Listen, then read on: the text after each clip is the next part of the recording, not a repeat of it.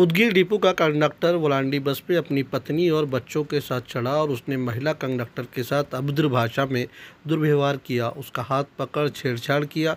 इस मामले में मंगलवार शाम उदगीर शहर थाने में कंडक्टर और उसकी पत्नी दोनों के खिलाफ छेड़छाड़ समेत विभिन्न धाराओं के तहत मामला दर्ज किया गया। माझी काल दुपारी ड्यूटी 2:30 वाजता निलंग्यातून चालू झाली। नंतर मी उदगीरला 4:30 वाजता आले व परत निलंग्याला निघाले। निलंग्याला जाऊन परत उदगीरला निघाले असता वलांडी इथून धर्मा गायकवाड व त्याची पत्नी आई मुले बसले। त्यांना मी तिकिटाचं विचारल्यावर त्यांनी मला म्हणले की तिकीट घेतले आणि तिकिटाचे पैसे दिले नाहीत। मग उदगीरला आल्यावर त्यांनी मी जेव्हा तिकिटाचे पैसे मागितले तेव्हा त्यांनी माझ्या हाताला धरून ओढले आणि माझी छेडखाण केली। आरेरावीची भाषा बोलत मला शिवीगाळ केली।